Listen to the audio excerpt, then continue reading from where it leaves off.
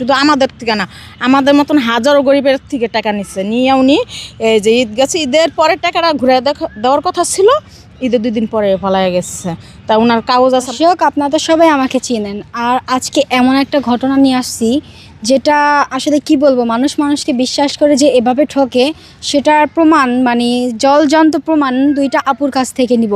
আসলে আমরা অনেক সময় দেখা যায় মানুষকে এই রকম বিশ্বাস করি, মনে করি যে সে সবসময় আমাদের কাছে এভাবেই থাকবে, আমরা বুকের ভিতরে তাকে এভাবে জায়গা দিই, কখনো বুঝতে পারি না সে মানুষটার ভিতরে কত কিছু থাকে। একটা আপুর 5 লক্ষ নিয়েছে একবার, আর একবার কত লক্ষ? 7 লক্ষ।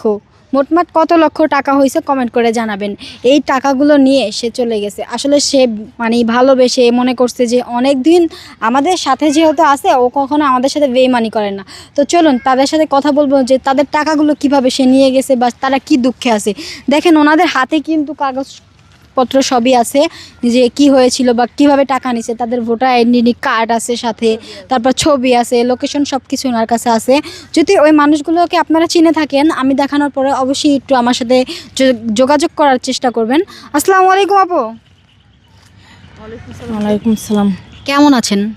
ভালো না এই বেশি, যে একজন লোক এত বছর থাইকে একসাথে সম্পর্ক বিশ্বস্ত হয়ে গেছে, তার বিশ্বাস করে কিস্তি থেকে টাকা উঠাই দিছি, একবার দিছি 7 লক্ষ টাকা। তারপর যা আমার নামেরটা যেমন তেমন আমি এটা ম্যানেজ করতে পারবো, হয়তো নাও পারতে পারি। আবার মেয়ের নামে মেয়ে বিয়ে দিয়ে দিছি আরেক জায়গায়, ওইখান থেকে মেয়ের নাম দিয়ে 5 লক্ষ টাকা উঠাই দিছি। তারপর আরেকটা ভাইয়ার কাছ থেকে 3,40,000 টাকা এনে দিছি সুদের উপরে, উনি কিছুই না দিয়া তা মানে একটা দেওয়ার আশা করে একটা নিচ্ছে, মানে বলছে এই টাকাটা দাও, ওই টাকাটা উঠায় দিম। এইভাবে করতে করতে অনেক বছর ধরে এই সম্পর্কে এইভাবে নিচ্ছে, শুধু আমাদের থেকে না, আমাদের মতন হাজারো গরিবের থেকে টাকা নিচ্ছে, নিয়ে উনি এই যে ঈদ গেছে, ঈদের পরে টাকাটা ঘুরে দেওয়ার কথা ছিল, ঈদের 2 দিন পরে পালায় গেছে। তা ওনার কাগজ আছে আমার কাছে, পর ওনার ছবি আছে, কিন্তু ওনার গ্রামে বাড়ি আমি যাই বেড়ায় আসছি, কিন্তু ওনার গ্রামে গেছি নাই, উনি ওনার গ্রামে, উনি এখানে সালনা দিকে থাকে। আমি একজনের কাছ থেকে আচ্ছা, আপনাদের কাছে আমি কিছু আইডি কার্ড দেখতেছি, যেটার নাম হচ্ছে মোহাম্মদ শাওন। আসলে তার সরি আলফাত হোসেন বাবা, এটা হচ্ছে শাওনের আর বাবা, সুফিয়া খাতুন কি? এটা হচ্ছে শাওনের আম্মা।